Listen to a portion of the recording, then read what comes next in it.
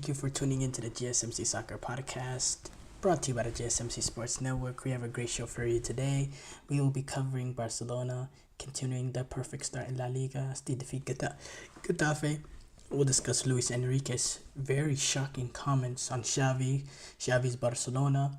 We'll talk about Real Madrid losing Mbappe for multiple weeks with a thigh injury. We'll discuss Man United's frustrating display as they drew at home in their Europa League opener against Twente. And make sure you stick around for the end of the show where I'll be giving you my reaction to some of the top headlines going on in the footballing world. If you have a question during the show, we want to hear it. Your input is a big part of what makes the show successful, and we thrive on your energy and insights. Whether it's a quick comment, a thoughtful question, or opinion you just have to share, don't hesitate to drop it in the chat. Now, if you want to make absolutely sure your message stands out and gets featured on the show,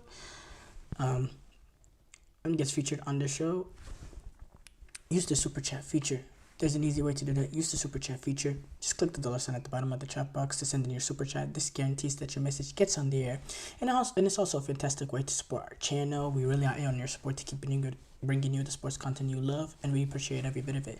So go ahead and let us know what you're thinking. Hit that super chat button, and let's keep this show as interactive and exciting as possible. And if you prefer, you can also go to the gsmcpodcast.net to tip, donate, and leave a comment or question there. We couldn't do what we do without your amazing support, and we're so thankful to have you as part of our community. We really are. We do have to start off though. Barcelona.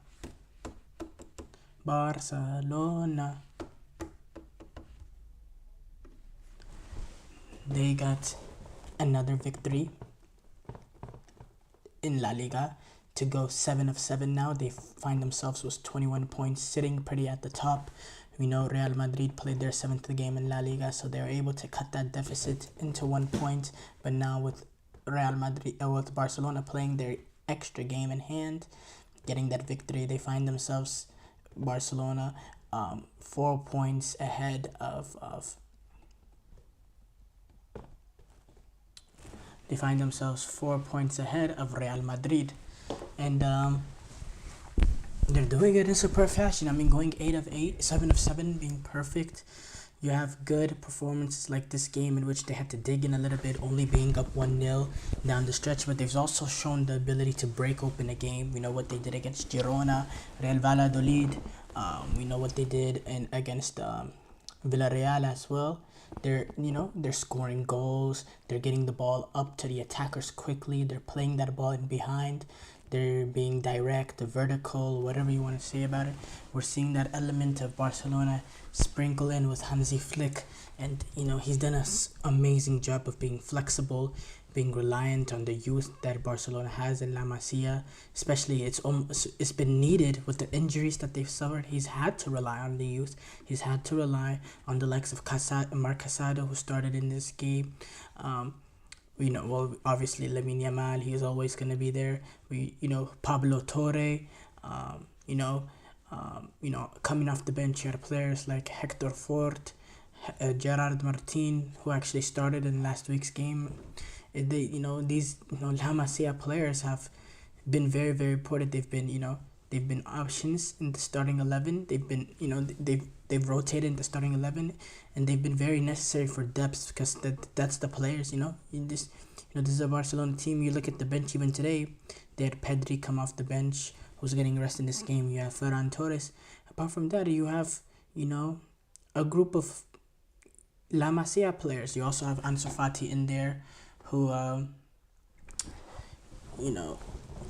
has had a fall off since he suffered those injuries, and he's trying to get back to his form. We know the quality. We knew when he was 17 or 18 he was Lamine Yamal. Before Lamine Yamal, he was such a great player, but the injuries have affected him. But I do have to say, if there is a manager that can bring him back, it is a guy like Hansi Flick, who he can benefit off, because the quality with Ansu Fati is there. It's just, he needs to get that consistency back. The fitness needs to be right, and he needs to stay on the field, and he just needs to get back to that level. And I still think there's an opportunity there. He hasn't been playing much up to this point, but we'll see. Now going back to this Barcelona game though, they were able to get the 1-0 victory over Getafe, and Barcelona played a good game. It only took that first half a strike from Robert Lewandowski.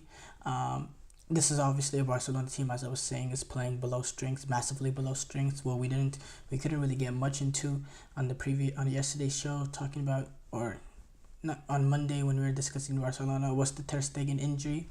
They did play Nike Peña in this game. There are some strong reports that Szczesny, who just retired for like a month ago or so, after he was forced out by Juventus, retired. It seems like he will be coming back into football and joining Barcelona, which I think that's a good move for Barcelona to make. Not just necessarily the fact that this is a goalkeeper with experience and he's played at the top clubs and he's a good shot stopper who shot at the European Championship. But also at the same time, there's that added element, like there's an experienced guy in the room. Will he come in and will he be the starter? Because Barcelona, they do have some hopes for Nike Peña, who came in today and got a clean sheet. But at the same time, I think if Szczesny can, if we see that Szczesny that we saw at the European Championships, I think he might be the best goalkeeper they have. Barcelona, if they can get him, and and it could also be similar to the Kepa going to Real Madrid situation, but Lunin eventually, earning a spot and Kepa having to ride the bench. We could see that too. Now, I believe if Szczesny is willing to come out of retirement, there must have been a decent enough offer there. But going back to this game, so yeah, the first half strike by Lewandowski earned Barcelona the victory in there, and this is obviously a Barcelona team they rested Pedri, but Ter Stegen's out, Olmo, Xavi, Frenkie de Jong, Ronald Araujo, Fermin Lopez, and Andreas Christensen. Barcelona took advantage of mistakes. They took advantage of a poor mistake by the Getafe goalkeeper, as Lewandowski got that close range strike to go through, and Hansi Flick had some really good praise for him, really high praise for him after the game, saying, for me, Lewandowski obviously is the best number 9 of the last 10 years. His job is in front of goal, in the box, and he's doing great. The players around give the last pass and happens. Also today, when you look at the goal, it's fantastic. It was the first time in the first half when we played fast with 3 passes and scored a goal. This is what we want to see, and that goes to what I was saying previously. Barcelona, they want to go, with Hansi Flick, he wants to go more quickly about it. He wants to get the ball on the front, forward as fast as possible. They want to be more direct, and they dominated possession as well. Obviously, with being direct, you can still dominate possession, having 80% possession and having 16 shots. But there was, they just weren't clinical enough, because they did have a few opportunities to increase the lead and they weren't able to, so it made it a little bit vulnerable, because when you have a 1-0 lead, it just takes one mistake defensively. But it was good mental toughness from them.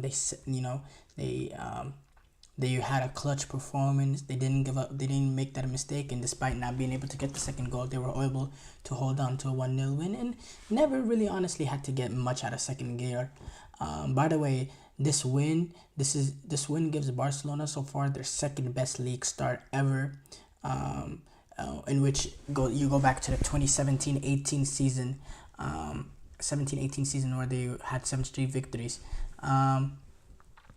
The record for Barcelona, the best league start ever, is 8 straight wins in the 2013-14 campaign. They were able to spring off 8 straight wins, and they've done it in dominating fashion. Their goal differential is plus 18, 23 goals scored, 5 goals conceded, and look, if they can get to that record, I mean, what an accomplishment for Hansi Flick, coming into a new team and they're into a new role in a new league.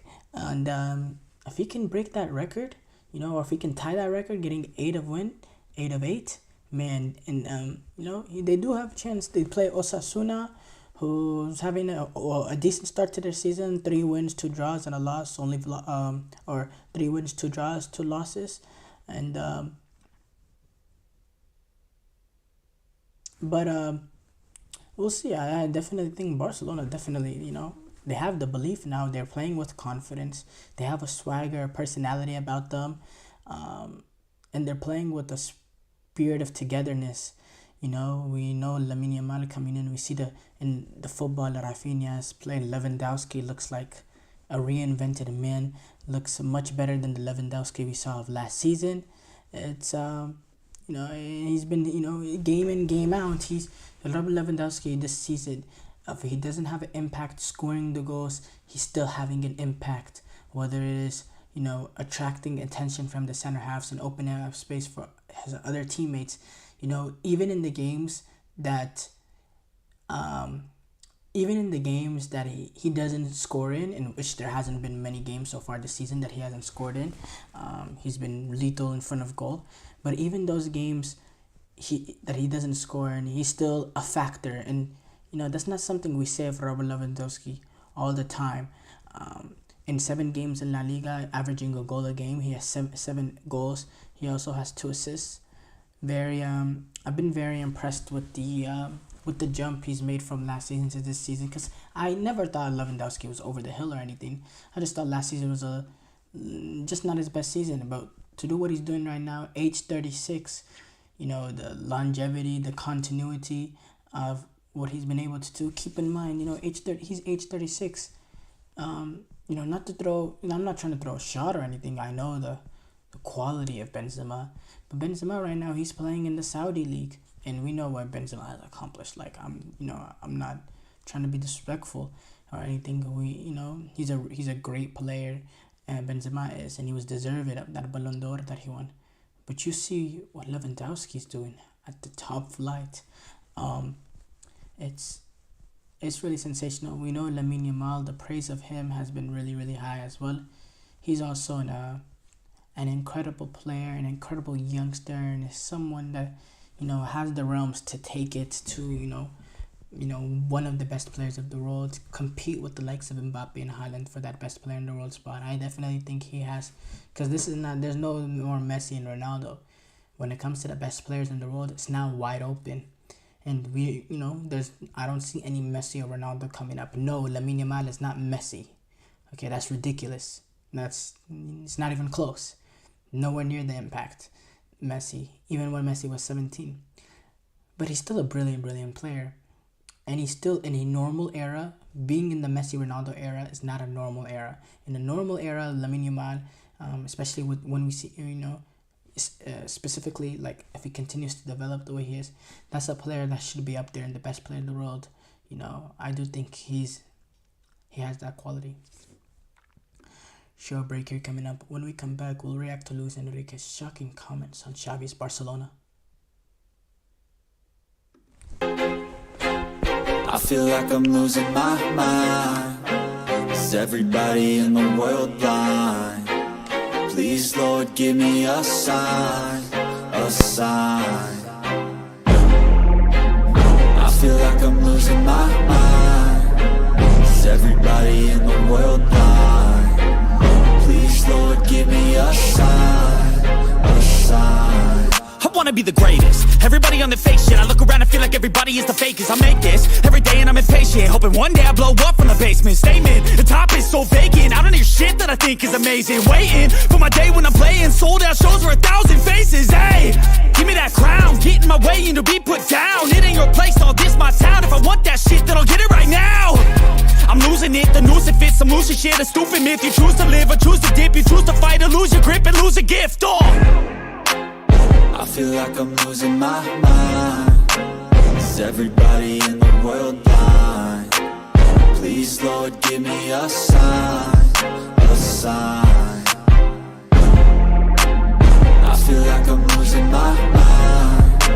Is everybody in the world blind?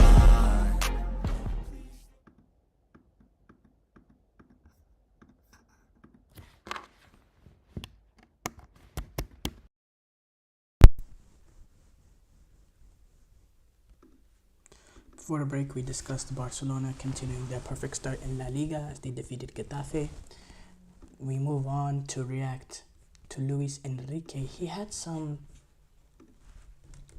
in my opinion, very shocking comments discussing Xavi in Barcelona in this new documentary, which was it's one of those documentaries that follows the team. The all or nothing. Actually, let me see what's the documentary called. Yeah, it's one of those Amazon Prime all or nothing sort of documentaries, and during those documentaries, PSG coach Luis Enrique described Xavi Hernandez's Barcelona side as a team that played long ball football like Eibar. This was released recently, and it followed the team during last season, his first season in charge of PSG. And we know PSG, they took on Barcelona in the Champions League quarterfinal last season. They lost that first leg in Paris 3-2, but they came back and they won that second leg 4-1 at the Olympic Stadium in Barcelona. During the documentary, he said Barcelona aren't guaranteed to dominate games. They haven't in 2 seasons with Xavi.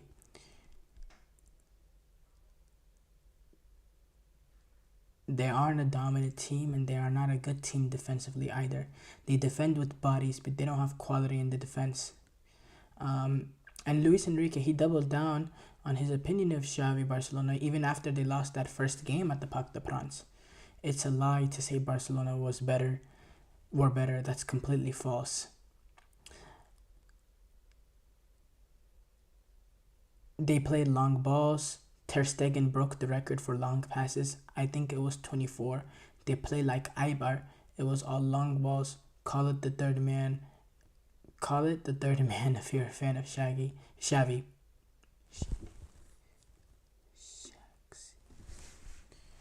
Shaxi. I don't know what that means, but I think that's a typo.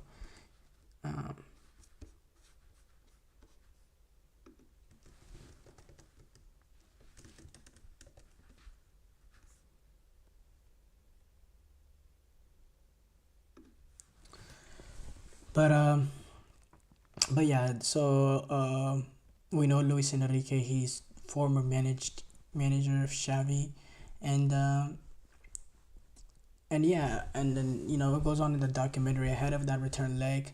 The documentary really focuses on Luis Enrique and how he was encouraging Mbappe to work harder.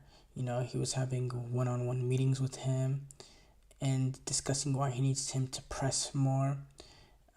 He was telling Mbappe, you have to be a leader. You have to help us defend like a son of a, lead by example, press, and we'll be a effing machine. PSG did end up going on to win that second leg as well. A lot helped because of that red card that Ronald Araujo had, the denying of an obvious goal-scoring opportunity, and it completely changed the tie. Barcelona, they were up 2 goals at that point because they scored an early goal at home. So they were up 2 goals at that point. That red card happens, completely changes the game, and PSG go on to score 4 straight afterwards, and it just completely changes the game. And ahead of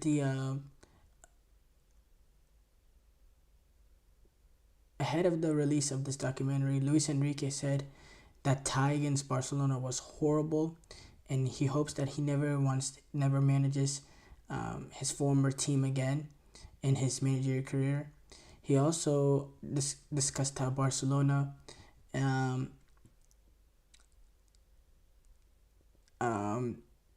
potentially inquired to him about a possible return during the 2022-23 season. He said, they called my agent. I said to him, ask them what happens if Xavi wins La Liga and Copa. Are they going to sack him? I already knew the answer. Um, and yeah, the documentary overall is really interesting. It starts off from Luis Enrique's introduction. There's some interesting elements with Mbappe as well. Um, and is yeah, but going back, I do have to say the way he's slamming Barcelona style was really confusing. Because by the way, this is a Xavi Luis Enrique that managed Xavi, was his former manager, and we saw some of the pre-game scenes before that game, the hugging, the positivity from Luis Enrique. I have to say this is a little feel a little bit backstabby to completely criticize the way that they go about it. And by the way, I did watch the PSG and Barcelona games, both legs. I don't remember exactly how, especially that first leg went. I have to say at the top of my head, but I don't remember Barcelona being as defensive as what Luis Enrique is making them out to be. Now look, Barcelona definitely, they weren't, the tiki-taka Pep Guardiola Luis Enrique way. It was a little bit of a mix. They had a little bit, it's not also a Hansi Flick way, but they had that a little element of being a little bit direct, but they were still able to control games in possession, and they weren't as heavy metal as Hansi Flick, but they weren't as silky and as tiki-taka centric as a Pep Guardiola play. It was a little bit of a mix and match. And I don't remember exactly how that game went, but you're going away against PSG. Sometimes, I think it is excusable to go long. And this, again, this is not the Barcelona teams of the past as well that Xavi was managing this past season. There was injuries, there was, the financial issues. These are not Barcelona players that are, Barcelona usually has the best in class at every position. That Barcelona team are far from that. You have Lewandowski in that team that didn't even have a great that past season. Yeah, you could say he, if he's not the best in class, he's still up there, I guess. But apart from that, you had Koundé. And then, there was a little bit of a younger Lamine Yamal, which he doesn't get much younger, but Lamine Yamal was also involved in that team. But again, it was a Rafinha team that was pretty poor. Sergio Roberto was playing in midfield. Gundogan, we know he wasn't the same player that he was at City. Frenkie de Jong, he's one of those players, yes. And then João Cancelo playing left back. Jules Koundé is one of them. Ter Stegen is one of those players. João Cancelo, on his day, he could be one of those. But again, Barcelona team and the team in the past is world-class players at every single position. And Xavi wasn't afforded that opportunity. In fact, you look at across the platform, this is Luis Enrique. He did have the likes of an Mbappe, a Vitinha, Fabian Ruiz. We know what Fabian Ruiz did in the European Championship. A Nuno Mendes, a Lucas Hernandez, a Marquinhos, who's not quite at that level, but that he was in the past, but he still provides the experience, the leadership. You have Donnarumma, you have players like Ugarte on the bench, Zaire Emery, on the bench, Milan Skriniar. So I just think it was a little disrespectful, a little not snakish, but a little disloyal to someone.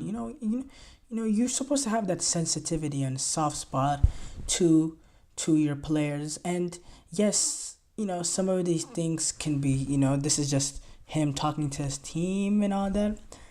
But he's well aware that there's cameras and that they're doing this documentary on us. And I do have to say, with these, all or nothing sort of documentaries, do the managers have have final say in what goes out? Do the managers, if like I've watched the Arsenal one, the City ones in the past. Let's say Mikel Arteta, he wanted to hold a team meeting with his Arsenal players. Could he say this team meeting is just for the team, no cameras in here? Could they do that? Do they have that opportunity, or is it full out access no matter what? Because again, if that's the case, then that is a little bit rough because again, Luis Enrique, he's talking to his team in these situations, and he can't pinch his mouse in front of his team. He's gonna say his opinion. He's gonna say what he thinks of the opposition. So who knows? I do think it was pretty harsh though. Show break here coming up. When we come back, we'll react to Madrid. I can't speak today. Real Madrid has lost Mbappe for a few weeks now with the thigh injury. We come back and we'll discuss that. Looking for your daily fix of sports talk without having to pay for it? GSMC Sports Network is available on YouTube. Just search GSMC Sports Network. Get your fix of daily sports talk shows on YouTube, absolutely free. NFL, college football, NBA, MLB, MMA, UFC, fantasy football, and so much more. GSMC Sports Network has shows running all day long, with new sports shows starting every 2 hours. Just like on your favorite cable sports channel, except GSMC Sports Network is absolutely free. Just search GSMC Sports Network on YouTube to catch one of your new favorite shows, like the GSMC College Football Podcast, Chip Shot Football Podcast, Hoops and Heels Women's Sports Podcast, GSMC Basketball Podcast, and so many more. Check it out for yourself. GSMC Sports Network, now available on YouTube absolutely free. Search GSMC Sports Network on YouTube right now.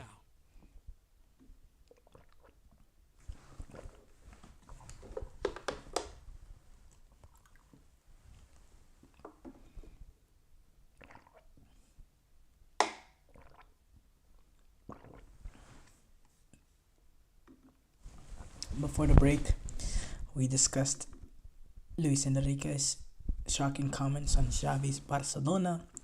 We move on to react to Real Madrid. They have lost Mbappe for 3 weeks now with a thigh injury. He came off in the 80th minute or so, and initially, me watching the game, I thought it was a little bit of a precaution, maybe cramping or some sort. When Ancelotti was discussing it after the game, he described it as a knock and said Mbappe has to be substituted just to avoid any problems.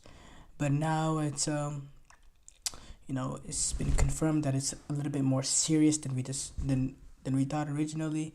The club said following the test carried out today on our player Kylian Mbappe by the Real Madrid medical service, he has been diagnosed with an injury to the femoral biceps of his left leg, and this is he's gonna be out now for the Madrid derby this weekend when they take on Atletico Madrid at the Metropolitano. He's also kind of missed their midweek Champions League tie against Lille, and then Villarreal, La Liga, and also potentially, or he will also miss. He's not gonna play. There's no way. He's gonna also miss the next international break with France as well. And we know Madrid, they already find themselves 4 points behind Barcelona. So every game matters at this point in the season for them. Every single game. Because you don't want to give a little bit too big of a gap that makes it difficult as the season goes on. And look, obviously there are much worse times that this injury can come. I do have to say it's not the most ideal, because I do have to say Mbappe was finding his form now at Real Madrid. In the last 5 games, he's scored in the last 5 games, which is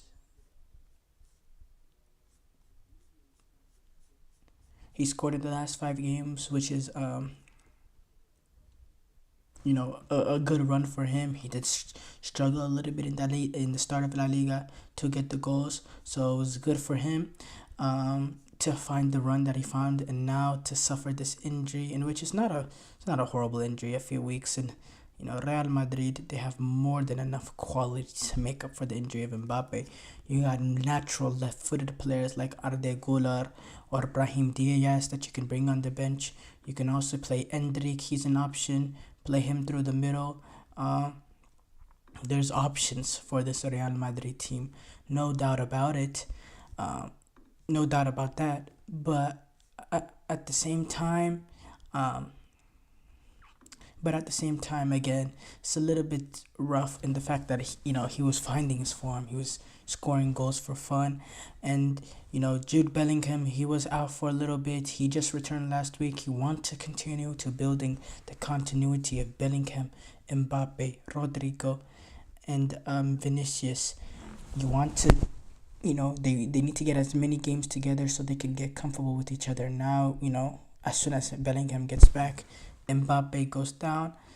That's a little bit frustrating for Carlo Ancelotti, I do have to say, because you want to continue to build that continuity. Again, I talk about this all the time. They are all natural right footers, and especially when you consider the front three, they all primarily love to operate playing on that left hand side, cutting in on the right foot.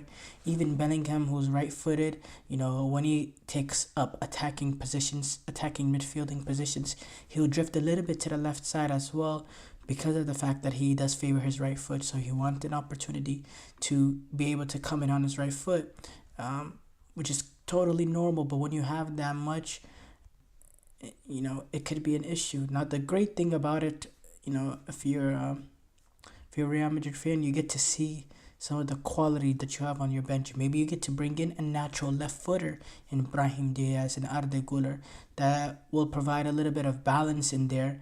And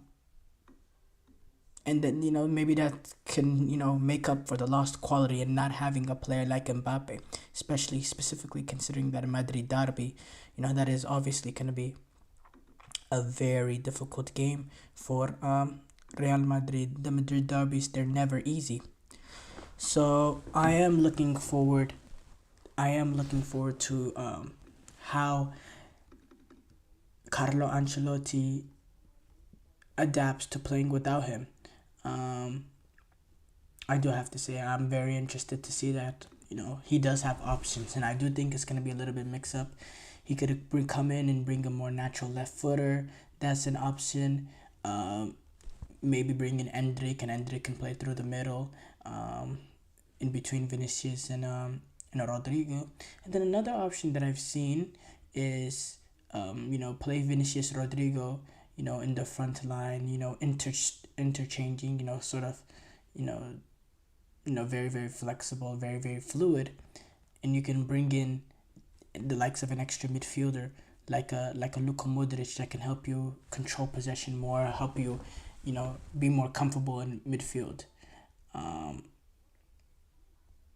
That is also a really good idea for Real Madrid. So, Carlo Ancelotti, he has his options, and again, I'm not really looking for excuses when it comes to Real Madrid. They have they really do have this is a team that won the Champions League last year without Kylian Mbappe, and then they add Kylian Mbappe and Endrick, who is a youngster, but he's a youngster that has huge confidence and has a little bit of an arrogance, but in a good way to him. 17, he comes on and, he's making an impact, and he's not afraid to, to take a shot from far out, even if he has options left and right that we saw in that last game, in the Champions League game against Stuttgart. He has that confidence and he has that swagger about him. And yeah, I think obviously, you try to get as much points as you can with Mbappe being gone, and then you continue to try to build even more continuity with Mbappe coming back. I do think a little bit the most frustrating part for Carlo Ancelotti is the fact that as soon as Bellingham comes back, Mbappe goes down, and then it delays the continuity growing between them just that a little bit more, and that could get frustrating, obviously, when you're going down the line for Real Madrid. But again, this is Real Madrid, and they won the Champions League without Mbappe. think they'll be. I really think they'll be fine. I don't think they become any less favorites against Atletico Madrid. Still think they're still favorites, clear favorites there. They take on Lille in midweek. Shouldn't be hugely difficult, even though they have to go away to the Pierre Mauroy in France. Still think the quality of Real Madrid pull through. Then you have Villarreal, who can make it difficult on Saturday, that following Saturday, and then you get a period of rest, the international break, and obviously you want to target that October 19th game against Celta Vigo as the return for Mbappe. It's that's around, give or take, around the 3-week mark. You ideally want that, but you would definitely want him back a few days later. They have their big, the big stretch. They take on Borussia Dortmund October 22nd. 4 days later, October 26th, my birthday actually, they take on Barcelona in the El Clasico, and then that's 2 big games, and probably up to that point, definitely their 2 biggest games of the season, and it comes back to back as well. So obviously, they want Mbappe fit for that, and it's important for Mbappe to get back for those games. Short break here coming up. When we come back, we'll react to United's frustrating display as they drew at home to Twente.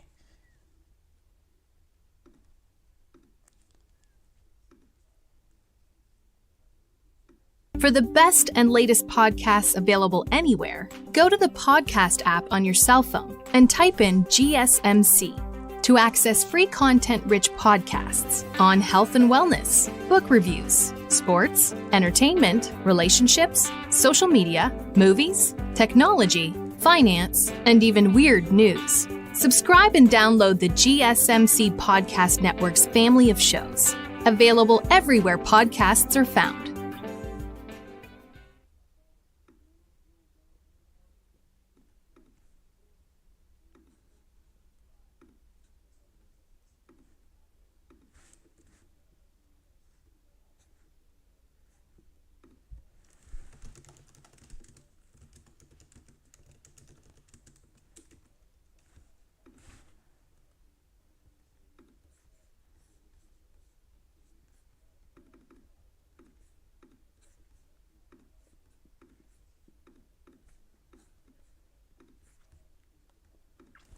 Before the break, we discussed Real Madrid losing Mbappe for 3 weeks with a thigh injury.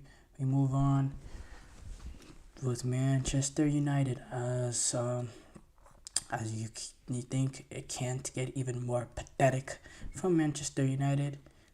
It gets even more pathetic. They drop points at home in their opener of the Europa League campaign. They drop points at home. Going back, we know United, they finished, I believe, 8th last season. Didn't qualify for the Champions League or for the Europa League through league positioning. They, in fact, it really should have belonged to Chelsea. But United winning the FA Cup, that FA Cup win guarantees you that spot in the Europa League, and led to Chelsea now playing in the Conference League. So now, United getting that opportunity, it's a massive opportunity for them because, we don't know how it'll go this season in terms of the league, and this could be a way into the Champions League next season, which we know is important for a club like Manchester United. But, to start off as pathetic and flat that they did, dropping points at home to Twente, it's really unacceptable, and quite frankly, it's embarrassing. And it's been the same story with United, and a lot of people are pointing at Ten Hag and saying they've been pathetic. They've been pathetic just within recent history since Sir Alex Ferguson's been there. Now, they have looked very pathetic as well under Ten Hag, and these performances have become too common. But can we really say that these performances only started when Ten Hag got here? No, we've seen these sort of dry, underperforming, playing down to the level of the opposition. We've seen this sort of performances all the time, and And it's, watching that game and seeing how it played out, it seems like I've seen that game over and over again for the past 4 or 5 years watching a United game. It seems like this is a game that if you covered up, the scoreboard where it said the teams that were playing, I wouldn't know what year this was from, because I see this sort of game happening over and over and over again. It really is, and it's a combination of just inconsistency from United players. Bruno Fernandes, we know the quality that he has. So far this season, he's been terrible. He has not shown up to his level. It's just sort of things like that. Marcus Rashford, yes, he had a few runs with, 2 straight games with the goal. But overall, this season, he's been dreadful. All of last season, dreadful. It's the same thing. Xerxes, came in to be that number 9 to lead the line for Manchester United. But I still don't understand that signing, to me, at all. You signed Rasmus Højlund, Man United did, and yes, he's been out injured for a while now. He actually made a cameo in today's game. Rasmus Højlund did, but you signed Rasmus Højlund, and Rasmus Højlund was a player that scored 9 goals in 32 matches in Serie A for Atalanta in the 2022-23 season before they signed him. And then they went out and they spent some big money to sign Rasmus Højlund, a guy that was able to only get 9 goals. But we know the pace he has, and there's some potential there. Now United, they want to go out and sign another attacking forward start of player. Why get yourself another player that hasn't scored the level, the amount of goals that you expect from striker? Joshua Zirkzee, 11 goals this past season in 34 games. You're spending, 120, 130 million plus on, 2 players that's, together has only scored 20 goals in one season. And these are 2 forwards, 2 number 9s. That's 20 goals combined. It's just not good enough. Why are you signing another striker that's not it's the same mistake. You're signing another striker that's not a proven goal scorer, let alone in the Premier League, but period. 9 goals in Serie A for Rasmus Højlund, 11 goals in Serie A for Xerxes. And we know that there's some things that they do well, like Højlund, he has the pace to go in behind, he's good on blah, blah, blah, blah, blah. We know Xerxes, we saw in that opening day a little bit of the positives from him with Fulham when he came on, dropping in midfield, being a part of general play, and getting on the end of things when the opportunities come, yes. But these are 2 guys that, yes, their general play is decent and they have qualities and they have potential, but these are guys that are not proven goal scorer. So, okay, look, you make that signing in Højlund and you sign someone for the future that you wanted to potentially develop into a goal scorer. Okay. But then why you do that with Xerxes as well a year later? Why not bring in someone that's proven that he can get the ball into the back of the net, that has a record of getting 20 goals a season? Someone like, I don't know, a Solanke like Tottenham did. Maybe that's not the best example. Or an Ivan Toney from Brentford. What an opportunity that could have been. That's sort of player that could have completely changed it. And not only is he a proven goal scorer, Ivan Toney is, but he's a proven goal scorer in the Premier League. And again, some of the transfer strategy with the Manchester United has been shocking. And forget this new footballing group in US that's made this signing for Xerxes. This is something that's gone back with, with the previous footballing operation, the Ed Woodward, all that. There has been some shocking decisions. Anthony, that's, yes, Erik Ten Hag's boy. Erik Ten Hag, he brought him in. That has to be one of the worst signings in Manchester United history. $100 million player, and he doesn't even play. He doesn't even sniff game time. It's a joke. It really is. Going back to this game though, so they began the Europa League campaign. In the first half, it was a good game. It was a little pleasing to watch, I do have to say. Lamers from 20, he had an early opportunity that was slightly out the post. Eriksson, he got the opportunity in the 10 minutes after the halftime break. It was a very good shot into the top corner. Really, really good shot from him. And then they equalized in the 68th minute with a very good finish. And again, he got past Andre Onana at the near post. We need to have some serious questions over Onana. That's another signing that has not gone well for Manchester United. Xerxes, he had an opportunity a little bit later, then couldn't get the right finish to finish in that tight angle from 20 goalkeeper. But again, United did never look like scoring. Yes, Bruno Fernandes, he had an opportunity late on, but there was no sustained dominance even when the game was tied down the stretch. I didn't think United was gonna get that winning goal. They never looked like they were gonna win it, and they were absolutely so flat, so shocking, so pathetic, so slow, so slow, and they never looked like scoring. And it's the same issues with Manchester United, just a bang average, and it makes me wonder. It has to be bigger than football at this point. And it is. It's always been bigger than football, honestly. There's been issues from the top to the bottom, and you can see it with what we see on the pitch. And as far as the players currently at this team, there's a mentality issue. They play down to the level of opposition. They can't dominate games. They have players that are hugely inconsistent.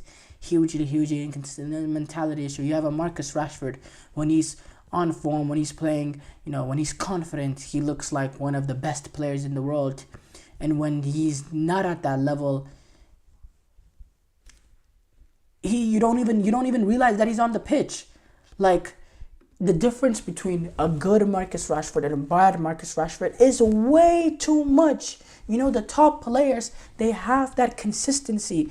And look, yes, if you have a Rashford that can play like this, and then there's another stretch where he's like this, and it's just that inconsistency, well, I'd rather have a player that can't reach the highs of Marcus Rashford, but has that consistency, which the lows, it's not a zigzag, it's a little bit of a linear line, or not linear, but a little bit, a little bit of a curve, but nothing crazy, not a zigzag. Marcus Rashford, it's literally zigzag. It's not good enough.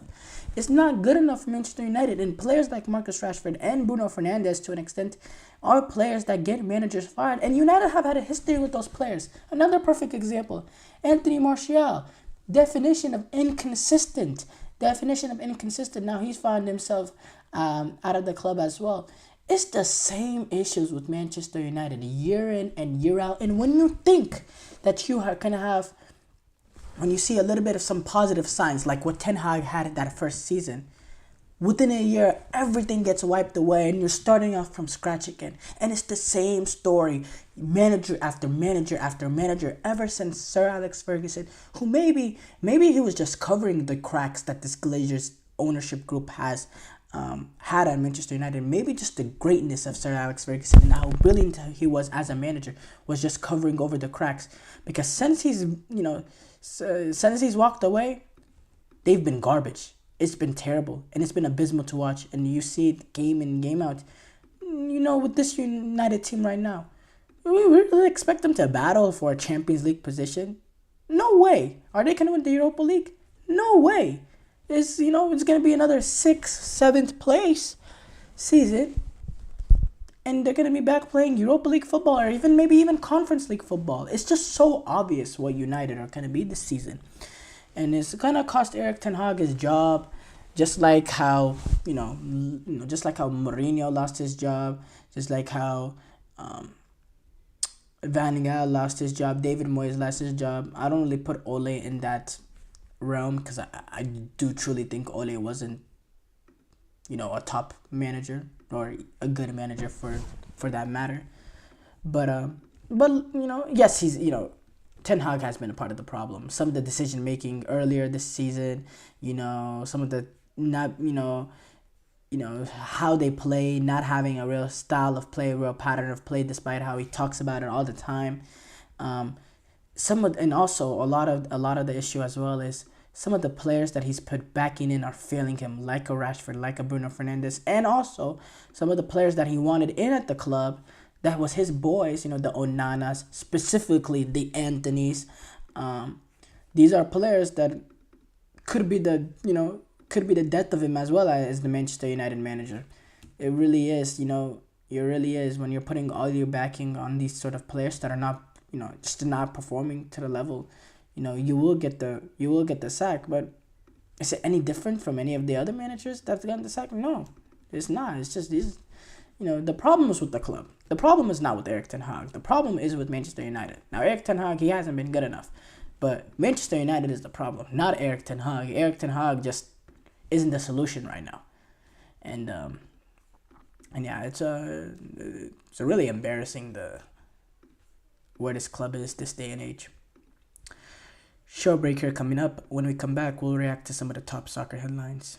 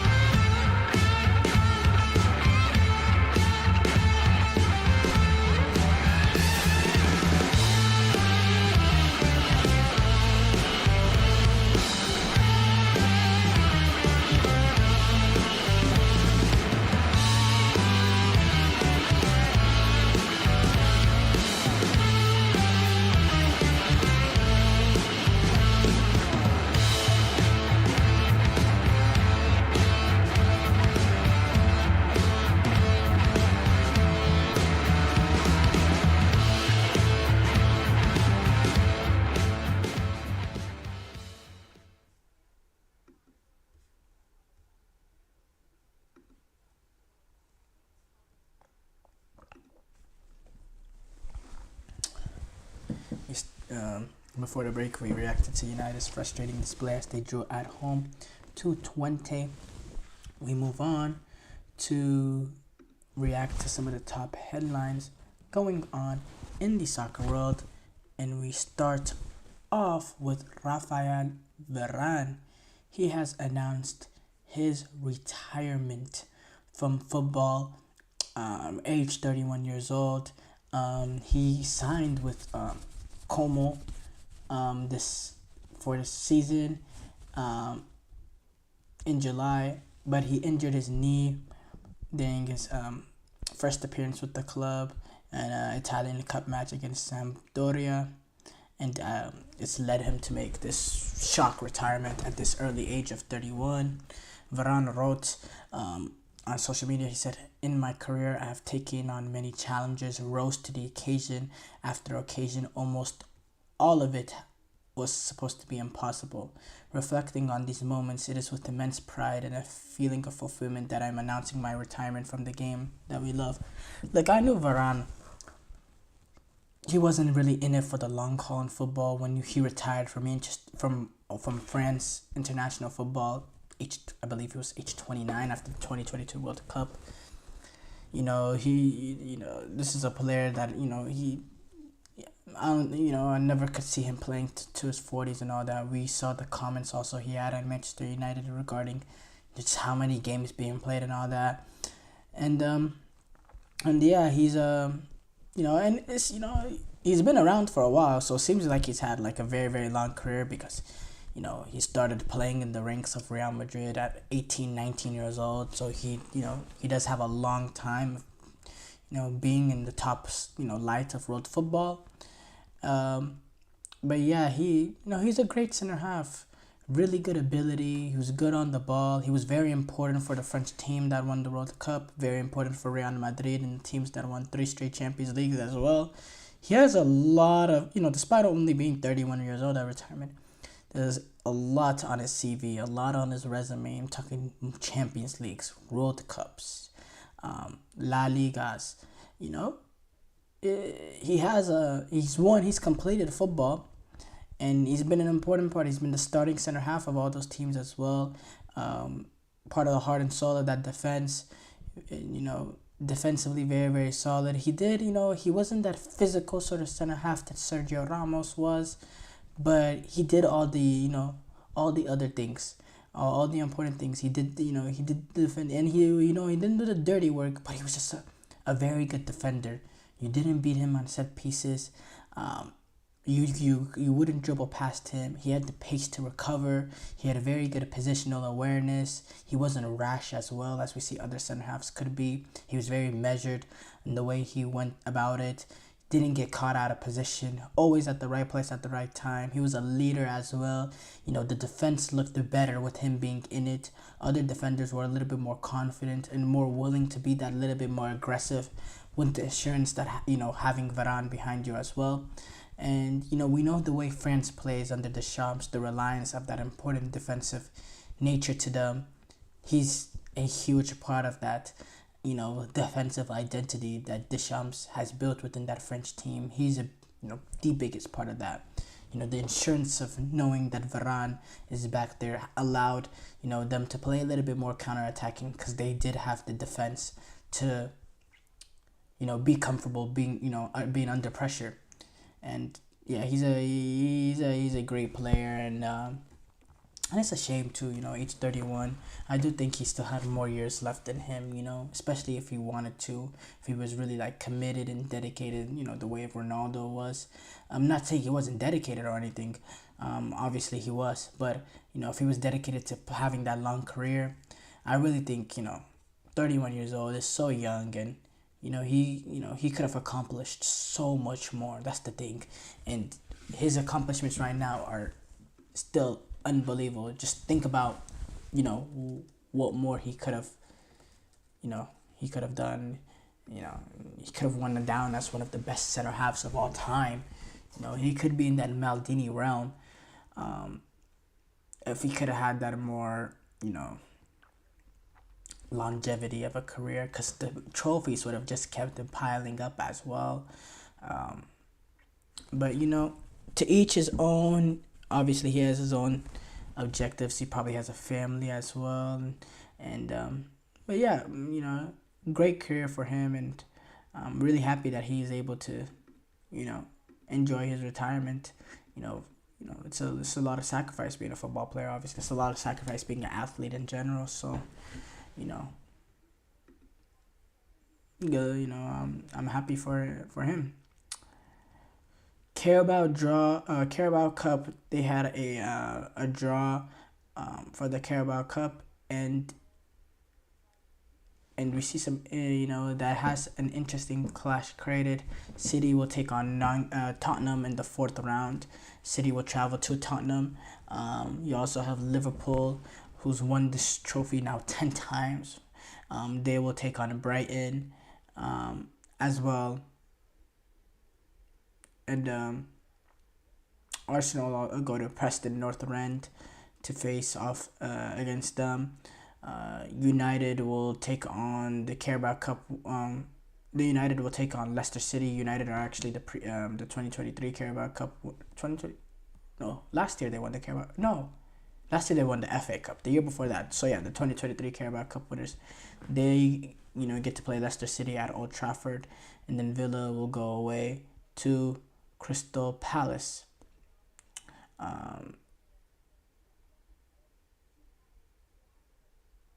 And there's still, Chelsea still remaining to figure out who they'll be playing.